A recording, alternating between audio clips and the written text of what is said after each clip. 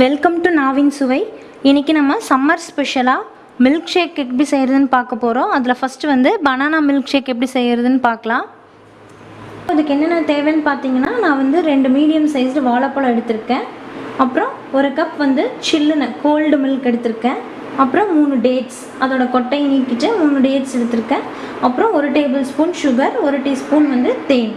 இந்த டேட்ஸும் அந்த தேனும் சேர்க்கறதுனால அதுலேயே ஸ்வீட்னஸ் இருக்கும். அது போக வாழைப்பழத்துலேயும் உங்களுக்கு இனிப்பு இருக்கும். ஸோ அதனால் நீங்கள் வந்து சுகரை யூஸ் பண்ணலைனாலும் விட்டுறலாம், நல்லது தான். இப்போ நம்ம ஃபஸ்ட்டு ஒரு மிக்ஸி ஜார்லேயோ இல்லை ஒரு ஜூஸ் பிளெண்டர்லேயோ ஃபஸ்ட்டு இந்த ஒரு வாழைப்பழத்தை ஃபஸ்ட்டு சேர்த்துக்கலாம்.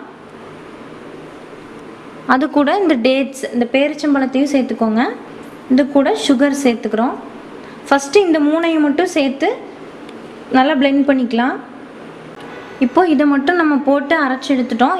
இதை நீங்கள் பால் உள்ளே சேர்த்துட்டிங்க அப்படின்னா இது நல்லா பேஸ்ட் மாதிரி அரைப்படாது இந்த டேட்ஸு. ஸோ அதனால் ஃபஸ்ட்டு இந்த டேட்ஸையும் வாழைப்பழத்தையும் மட்டும் நம்ம போட்டு நல்லா பேஸ்ட் மாதிரி அரைச்சி எடுத்துட்டோம். இப்போ இதுக்குள்ளே வந்து நம்ம எடுத்து வச்சுருக்கிற தேன் சேர்த்துக்கலாம்.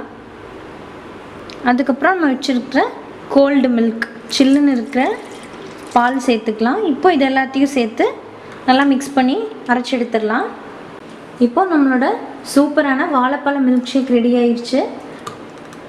இந்த சம்மர் சீசனுக்கு இது ரொம்ப டேஸ்டியாகவும் இருக்கும், ரொம்ப ஹெல்த்தியாகவும் இருக்கும்.